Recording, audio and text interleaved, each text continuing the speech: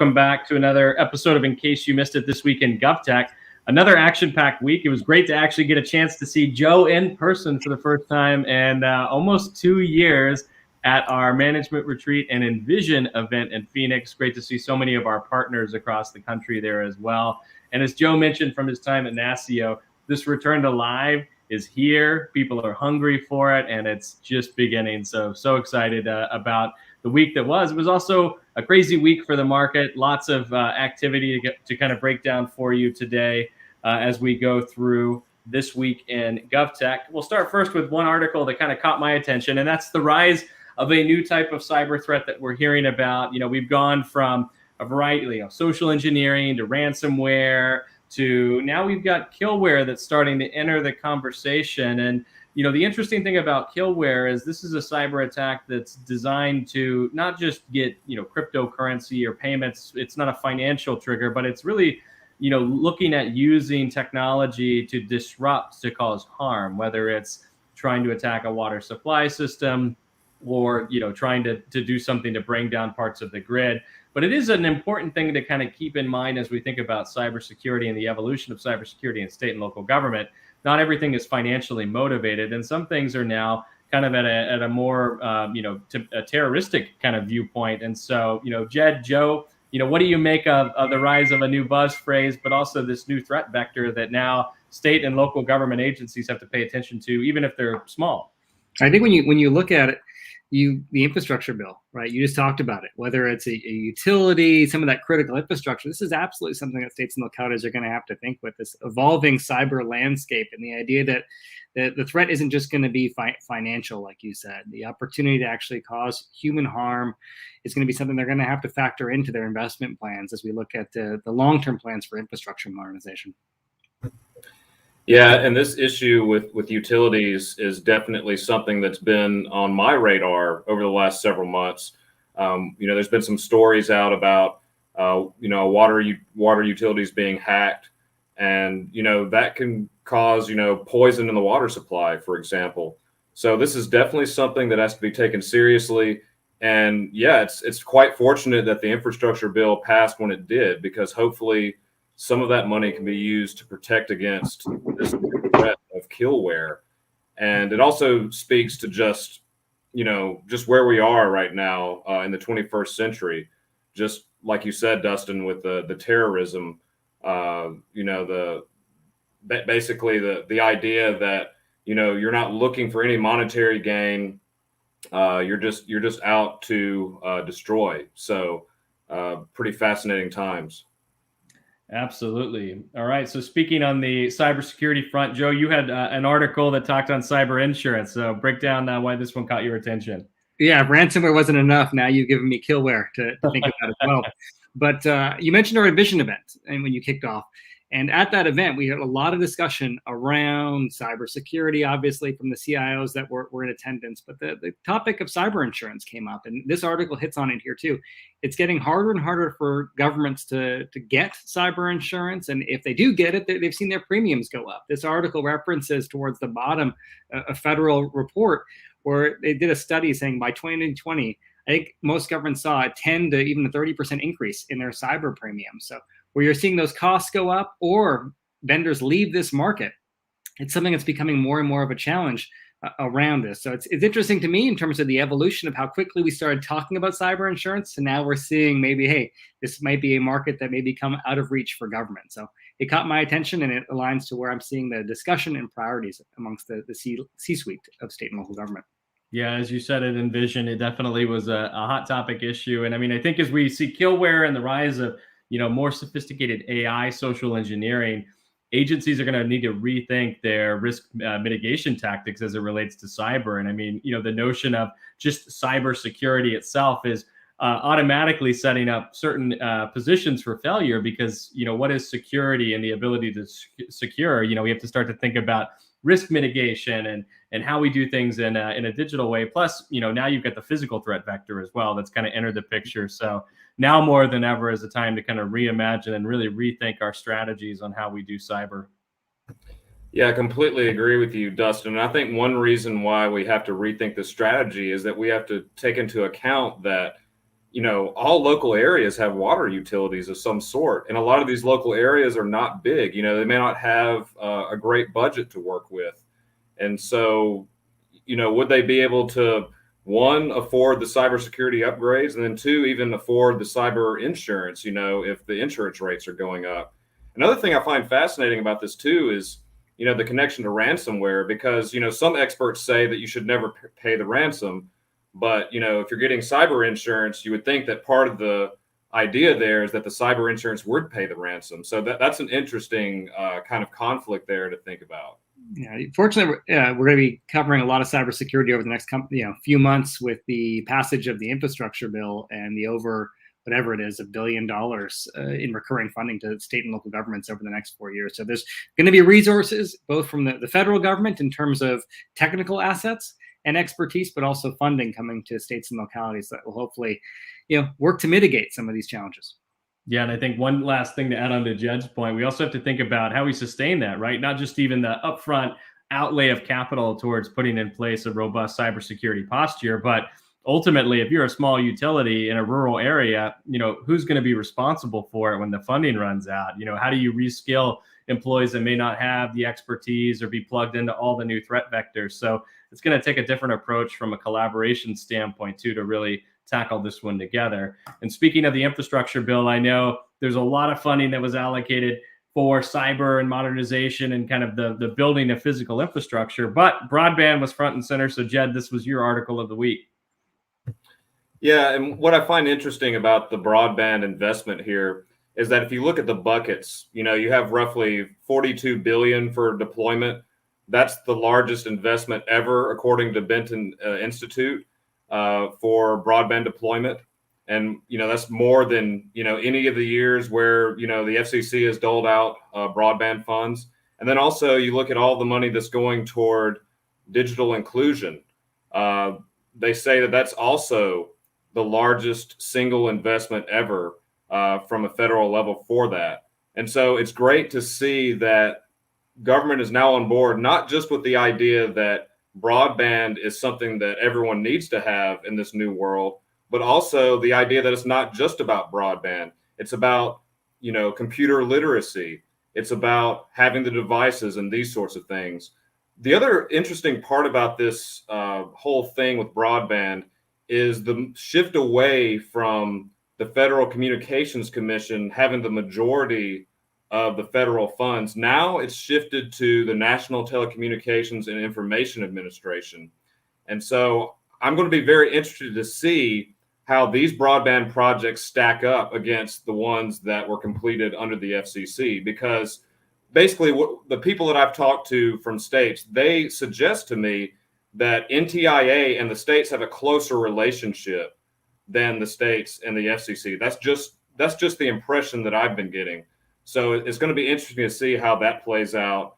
And, the other thing too is that, okay, even though NTIA is managing the deployment funds, the data that they're using though is going to be these updated FCC maps, which haven't been updated yet. It's supposed to happen sometime in 2022. So states and local areas interested in this money for deployment, you're probably going to have to wait until that data is updated before the whole program kicks off. So a couple interesting things that stood out to me on this, right? You see the equity money that was in there that you outlined, Jed.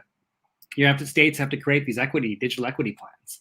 So that's going to be a fascinating deliverable of these funds. But some of the states across the country don't have dedicated broadband offices. So we may see some legwork leading up to the availability of these funds to kind of get the infrastructure in place at the states to take full advantage of these funds.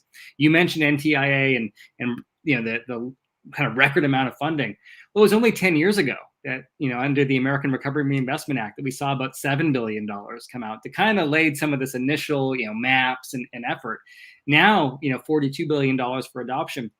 I think we really want to see kind of how much this could move the needle, and can we really, solve the last mile issues? Can we solve the equity issues? And can we look back at these funds and say, wow, job well done. Now we've got a connected nation. Yeah, I think another thing too that's going to be interesting is what we define as broadband in the context of how these funds are outlaid, right? Because back, 10 years ago, as Joe talked about with the ARA funds, it's kind of like broadband was fiber in the ground, it was conduit that you were lighting up. But now technology's evolved where that's a definite piece of this, but you've got new next generation wireless technologies like 5G that are entering the picture. You've got low Earth orbit satellites with like Starlink from SpaceX. So it's like, what is the right approach that's contextual to the areas that are out there? And then, ultimately, what is the guidance going to be on funding utilization around some of those new technologies as well? So a lot to kind of unpack and track there. But I think the one thing that we also learned from ARA that's going to be interesting to follow here is we need to not just build the infrastructure, we need to teach people how to leverage the infrastructure. Mm-hmm. Digital equity is a big part of that. Inclusion's a big part of it. But ultimately, it's kind of like the one-to-one initiatives that failed. Just outlaying technology isn't going to solve our problems here. We got to go a little bit deeper. Yeah, and one of those is affordability, right? So there's money in there also for broadband affordability, where one of the challenges is in some of these communities, it's available, but it's far too expensive for people to take advantage of. So the other benefit that we saw in the American Rescue Plan Act that's continued in this round of funding is some funding around, providing incentives to lower the cost of broadband connectivity. Right, Joe. Yeah, you're right. It's extending the emergency broadband benefit and expanding it. Now the stipend is going to be less. It was 50, now it's going to be 30. But the idea is that so more people can get into it. Dustin, to your earlier point about how broadband is going to be defined, I find this very interesting. So, and this article mentions this, the deployment part of it. Those projects, they need to be 100 megabits per second down, 20 megabits per second up, which is different than the current FCC definition, which is still at 25 down, 3 up. So that right there is very interesting because, again, it goes back to my point about how shifting away from the FCC, shifting towards something else. There's almost an implication here that very definition that the FCC has is just not good enough. I believe that definition is also different than the ARPA definition, which don't hold me to because I don't have it in front of me, but I thought the fiscal recovery funds were 100 up and 100 down.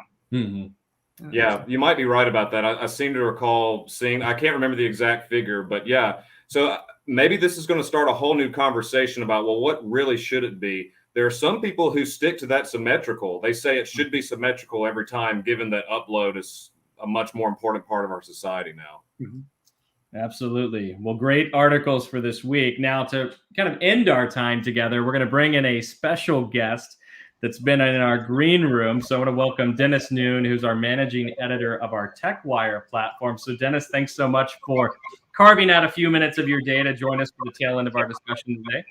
My pleasure. Thanks for having me on, Dustin. So for those that are in our audience that are new to the TechWire platform, maybe tell us a little bit about TechWire and its focus on the state of California.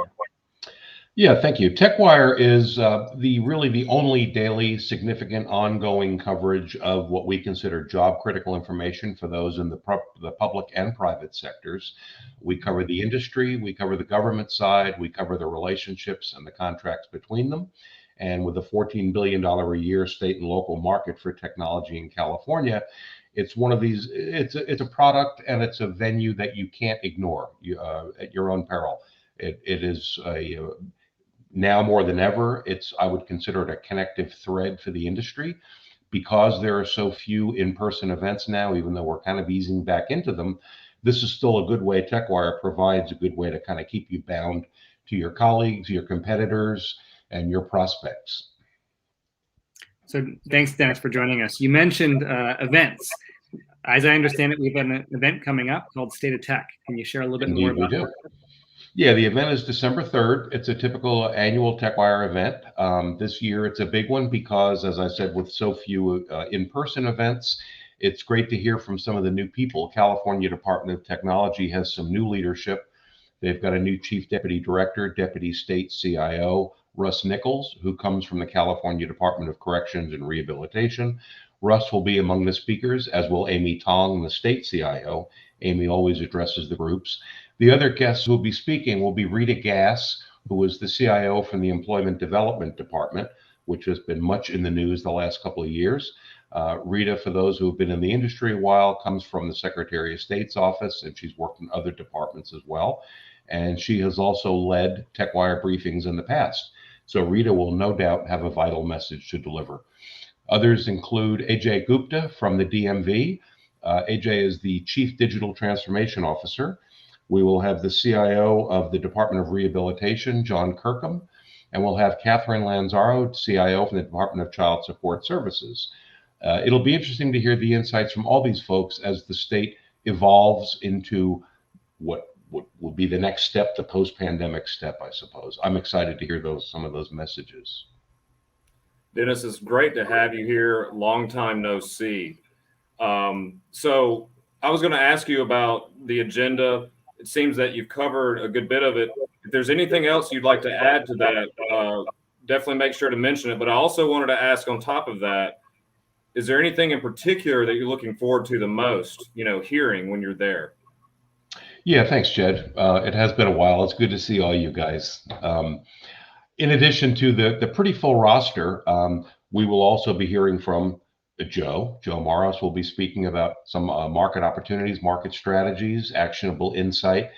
Those are always vital messages to hear for those on both sides of the table, the public and the private side. What's ahead for the market?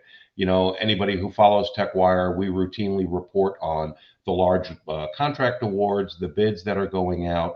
We like to follow up on those, and no doubt there are trends that have emerged that we've been reporting on, and trends that will continue to emerge as we move down the road. So I think the look aheads are going to be the most interesting part of the event, hearing the different perspectives from the department, the large department CIOs, as well as from DMV and EDD, which, as I said, have been in the news for a while on their own merits. So I think those are going to be the highlights, is the look ahead messages from those in the position to know.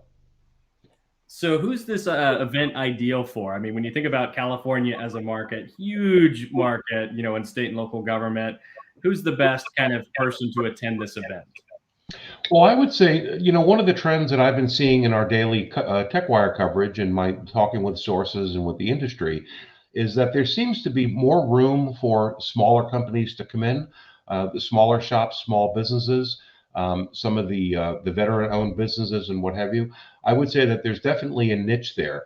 As CDT has sort of changed its model and is going more toward the agile methodology, breaking projects up into smaller parts, there is more opportunity for some of those who may not have been able to sit at the big kids table before to come in and get a little piece of the state action. So I would say that whether you're with a larger company and you're an established member of the TechWire community, or if it's something that you're considering and you're at a little bit smaller scale and you want to get your foot in the door with the state, I think either of those categories would be well served to attend this event. So where do we go to find more about TechWire and the event? We have links on the government technology website, govtech.com. We have links on the techwire.net website. On both of those, just go to the events dropdown. The event is free for TechWire members, and members are also allowed to bring guests to this virtual event as well. For more information, for registration, all of that information is available on the website. And I think there's a chat. Is there a place we can post that link? Yeah, we got it on the show notes, and we got it on the screen. So okay, make great. sure we get people in the right direction. Great. Well, I appreciate the opportunity to talk about this. Thanks, guys. No problem, Dennis. We thank you for taking the time of your day to share with us on the event and TechWire. All right. Well, it brings us to the end of this week's episode. We want to thank Dennis for joining us, and Jed and Dustin for sharing what was in the week of GovTech. And we also want to take a special note out that it's Jed's birthday this weekend. So we want to wish Jed a happy birthday, and we'll see you all next week. Take care.